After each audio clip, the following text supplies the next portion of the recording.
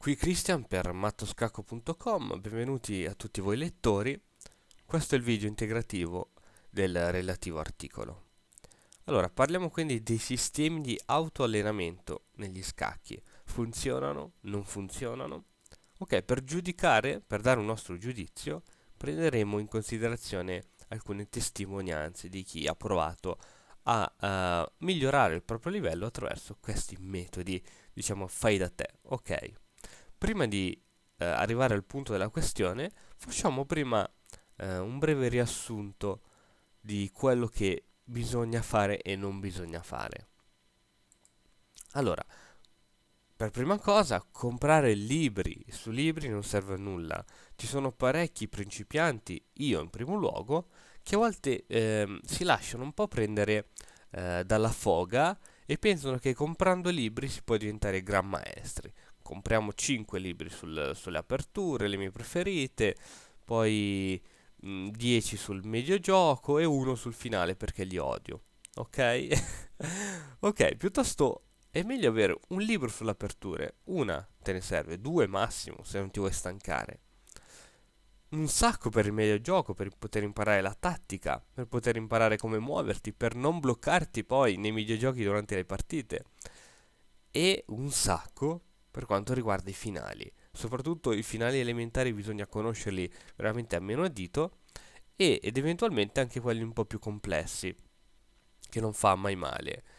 Eh, Molti di noi vogliono chiudere la partita nel mediogioco perché non sanno come gestire un finale, lo trovano noioso, ma i finali non sono noiosi, bisogna solo saperli giocare. Ovvio che se uno non sa come saperli giocare, magari si trova in una condizione di non sapere che mosse muovere e con quale scopo, in che direzione. Invece, conoscendo bene questi finali, uno non lo teme. Di conseguenza, se uno teme questi finali, succede anche, e io è un errore che io commettevo molto spesso, di cercare di chiudere la partita il più presto possibile nel medio gioco, talvolta con sacrifici avventati che mi portavano solo delle rogne e alla fine a perdere la partita.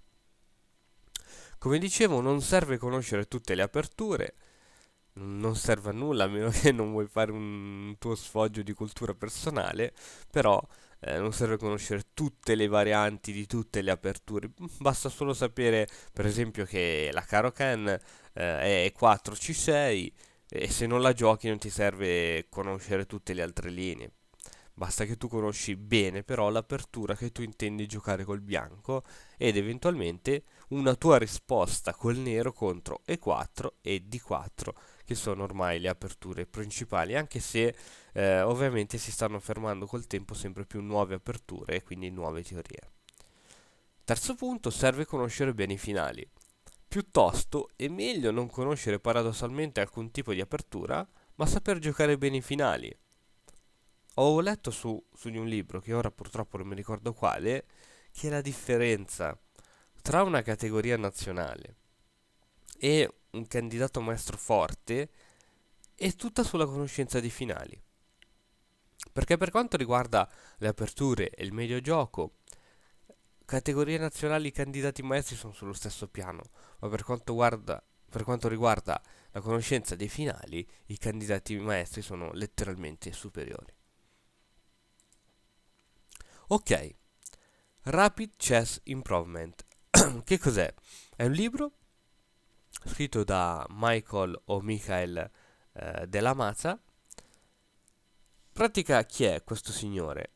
È un ragazzo che ha voluto migliorare negli scacchi e infatti dopo che lui ha costruito questo suo metodo di studio ha aumentato il suo punteggio elo di 700, cioè parliamoci bene, infatti il suo punteggio era 1300 ed è arrivato a 2000 punti elo. Un bel lavoraccio, eh? Cioè sarebbe veramente il sogno di tutti. 1300 significa veramente non conoscere quasi nulla degli scacchi e arrivare a 2000 quando sei veramente un candidato maestro.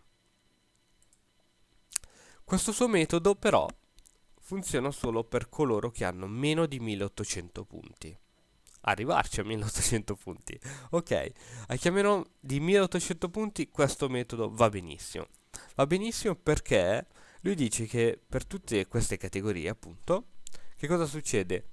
Che non c'è bisogno di conoscere nessun tipo di teoria, apertura, medio gioco, finale. Punto, non c'è bisogno di conoscere nessun tipo di teoria, l'unica cosa che bisogna sapere è la tattica pura. Inchiodature, infilate, matto del corridoio, sovraccaricamento di un pezzo e cose varie. Quindi lui incentra ogni tipo di partita sulla tattica. Non c'è bisogno che conosci i sistemi del, del gioco posizionale, ma serve solo che tu conosci la tattica pura, come fare per guadagnare un pedone, come fare per guadagnare quel pezzo, ok? Quindi basa tutto il suo studio su questo tipo di categoria, ovvero la tattica pura. Il suo programma di studio si basa su 2400 ore di studio totali, cioè sono tantine. In pratica, facendo un breve calcolo, se noi studiamo 4 ore al giorno, ci dobbiamo stare su per 600 giorni. In pratica circa 2 anni. Ora, stare 4 ore al giorno su di una scacchiera e studiare sempre combinazioni è sicuramente una buona cosa. Però, per arrivare a quel livello lì, da 1300 a 1200, a 2000, scusate, io credo che ci riuscirei tranquillamente anche senza fare questo suo metodo di studio, nel senso concentrarsi solo sulla tattica. Che se io queste 4 ore al giorno me le divido, in un'ora studio le aperture, in un'ora studio il medio gioco, in un'ora studio i finali e nell'altra ora restante mi guardo le partite dei grandi o mi riguardo meglio ancora le mie partite, credo che riuscirei ad arrivare a 2000 punti veramente tranquillamente, senza anche tutto questo ambaradam qui. Difetti del metodo.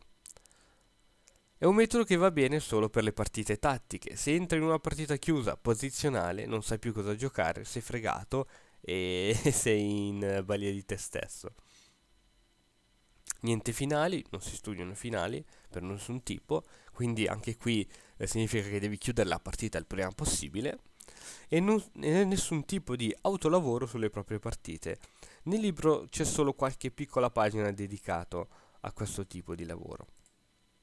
I pregi, che si studia molta tattica. Sicuramente la tattica aiuta veramente moltissimo ad avere un occhio un po' più veloce, però per quanto riguarda il gioco lento, i tornei lenti, c'è sempre tempo per ragionare su tutto.